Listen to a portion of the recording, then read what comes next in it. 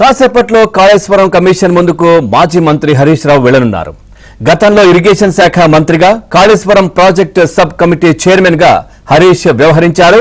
దీంతో మేడిగడ్డ వ్యవహారంపై హరీష్ రావును జస్టిస్ పీసీ ఘోష్ కమిషన్ ప్రశ్నించనుంది.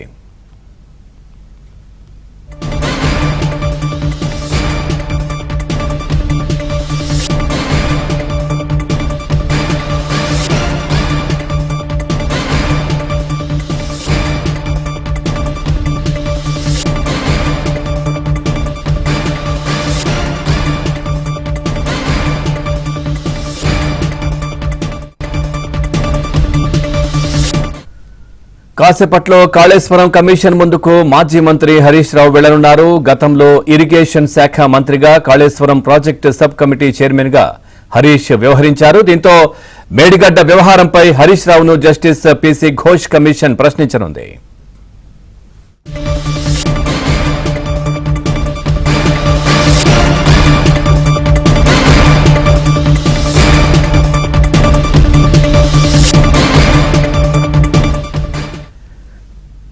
ఇక రాజకీయ దురుద్దేశంతోనే కాళేశ్వరం కమిషన్ ఏర్పాటు చేశారని హరీష్ రావు ఆరోపించారు. కమిషన్ విచారణకు హాజరై వాస్తవాలు వివరిస్తారని కూడా చెప్పారు.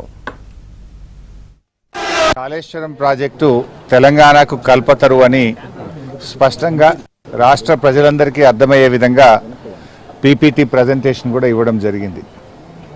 సరే, రాజకీయ దురుద్దేశంతో కాంగ్రెస్ పార్టీ ఈ కమిషన్ను ఏర్పాటు చేసిన న్యాయ వ్యవస్థ మీద పీపీటీ ప్రజెంటేషన్ కూడా ఇవ్వడం జరిగింది.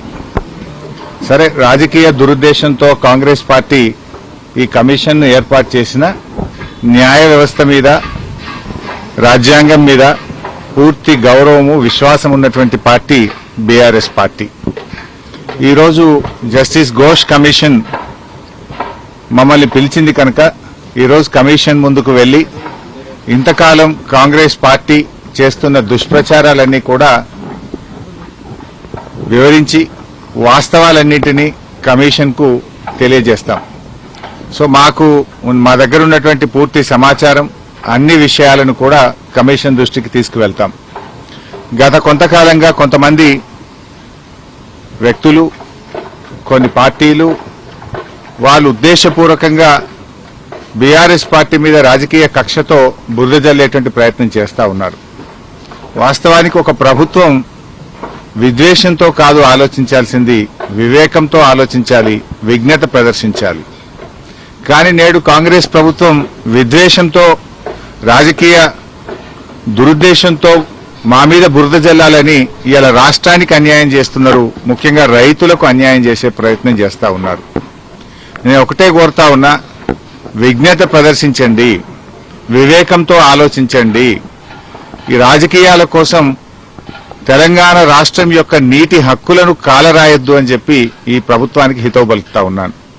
సరే, అంతిమంగా ఎందుకంటే మాకు రాజ్యాంగం మీద, దేవుడి మీద నమ్మకం ఉన్నటువంటి పార్టీ, అంతిమంగా న్యాయం గెలుస్తుంది, ధర్మం నిలబడుతుంది, వాస్తవాలు ప్రజలకు అర్థమవుతాయి. అందువల్ల ఈరోజు కమిషన్ ముందుకు వెళ్తున్నాం. కమిషన్ మమ్మల్ని అడిగిన ప్రతి ప్రశ్నకు పూర్తి స్థాయిలో సమాధానాలన్నీ కూడా చెప్తాం, వాస్తవాలన్నీ కూడా వివరిస్తాం. మా దగ్గర కొన్ని డాక్యుమెంట్స్ ఉన్నాయి, ఎందుకంటే మేము ప్రభుత్వంలో లేం. నార్మల్ గా ఏమైతుందంటే ప్రభుత్వంలో దగ్గర అన్ని డాక్యుమెంట్స్ కూడా ఉంటాయి. బట్ మా దగ్గర అందుబాటులో ఉన్నటువంటి సమాచారాన్ని, అందుబాటులో ఉన్నటువంటి డాక్యుమెంట్స్ ను కూడా అందిస్తాం.